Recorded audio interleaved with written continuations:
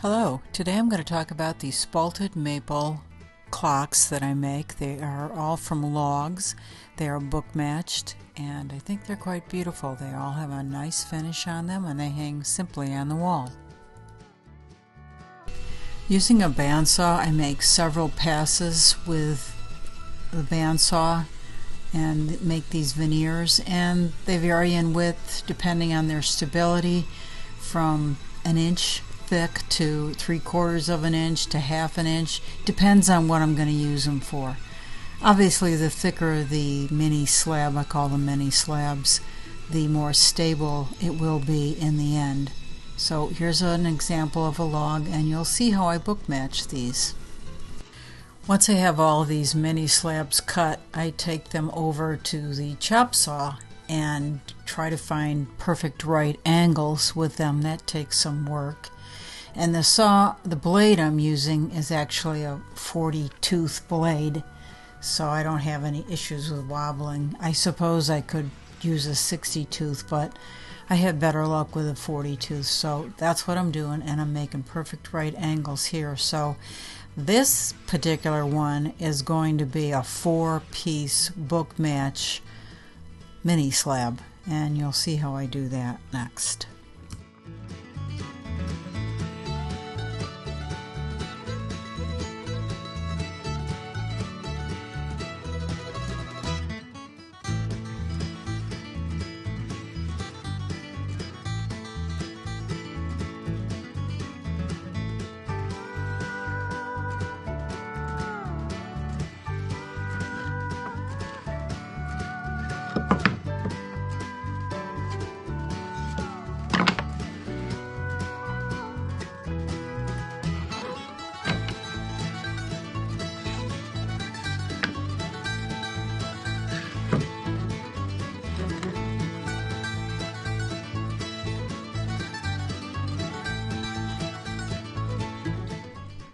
Now what I'm doing here is I'm trying to see exactly where these pieces are connected in the cut.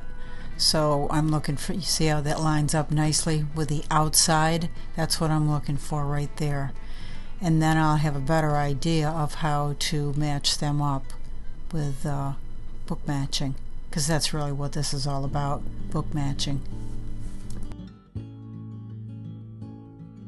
And once I find that match, so I'm looking at the center, moving out, you can see that obviously the log was irregular, so I want to get that book match set. I have to cut off those extra pieces on the edges so it's not some funky irregular overall shape, and that's what I'm looking at, not only the book matching but the overall shape once it's all assembled.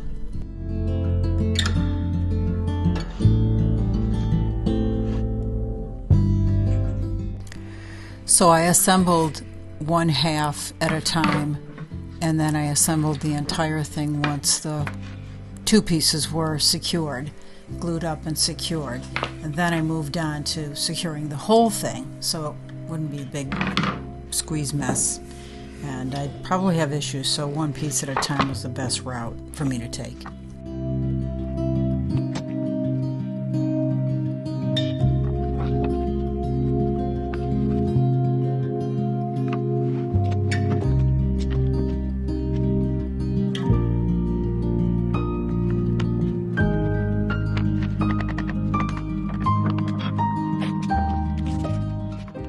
So despite the fact that I did use a bandsaw, these should have all been the same thickness, but in the end they weren't, so I had to just kind of try and get them together using the tape, and that ended up working out okay, except I did try to mill these on a planer, and the planer just ripped them apart and destroyed them, so all of this work was for nothing.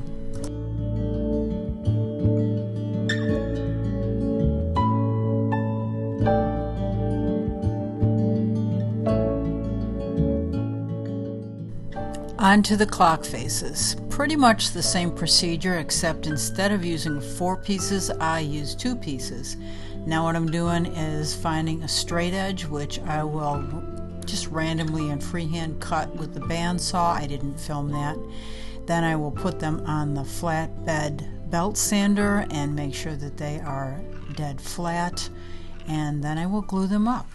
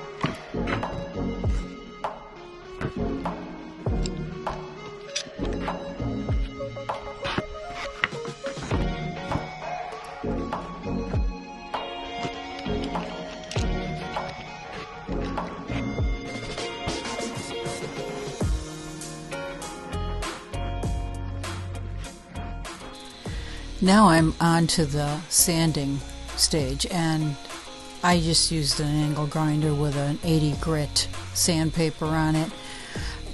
Dead flat wasn't really an important issue here. If it was, I could have run it through a drum sander. I had bad luck with the planer, so I didn't want to use that again. So I just used this angle grinder, and in some cases I clamped it down so it wouldn't fly all over the place and I could use two hands for safety. I sometimes mill these things together, so I have several of them off to the side, and I use them for my birdhouse faces. You can see I have a playlist of birdhouses. I will put that at the end of this video, or you could just look under videos on my channel and you'll see tons of different birdhouse builds where I use these spalted maple and other face book matched pieces of wood. I also make what I call clock houses. I'll add a link to those at the end, and you can see a similar process except it's a house. After I'm done with the more aggressive sanding, I get out the palm sander, and that has I go from 80 to like 120 or 220 to sand that off, and then eventually I will go with a hand sanding just to finish it off so it looks really nice and smooth. And in some cases I needed to fill some cracks and splits, so that would be on the back side, so it really wasn't too critical, but I wanted to make sure it was stable. So I just took some sawdust that I had sitting around, I have a lot of that, filled it with the crack, and then put CA glue in its place to settle that and seal that up nicely. So the next step I did not film, but what I did was I sanded by hand all of the edges and made everything smooth at the edge, and I also decided where I was going to put the hole for the clock face, and I'm going to show you that next.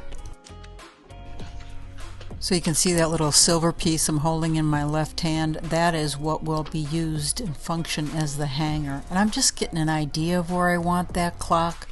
Basically, you don't see the clock mechanism, all you see is the hole, and you can see there how that silver piece hangs out like that, and it allows you to attach the clock to the wall.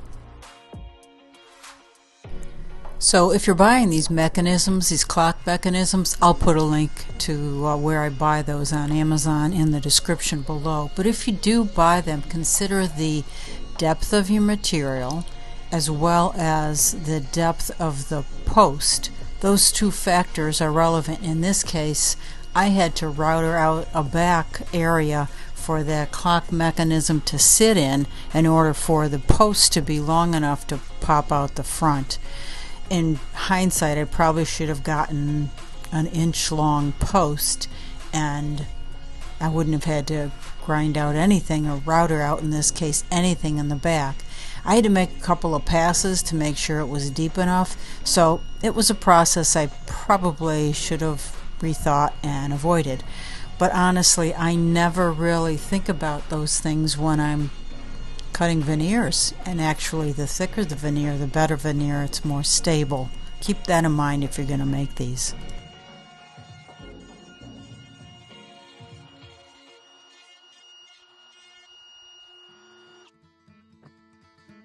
There's obviously the right way and the wrong way to hook these up, but it's a no-brainer. You'll figure it out.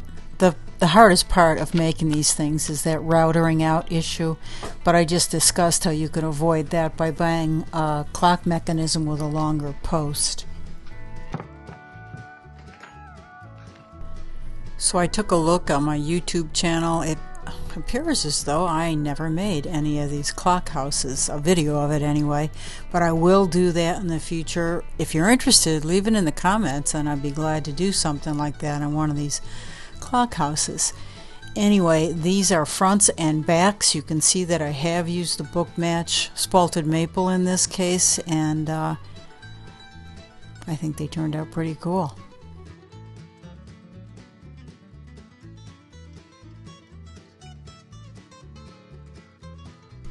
And here are several of the finals that are book matched spalted maple hang on the wall clocks. I hope you enjoyed this video. Please subscribe, like, and I'll see you next week. Thanks for watching.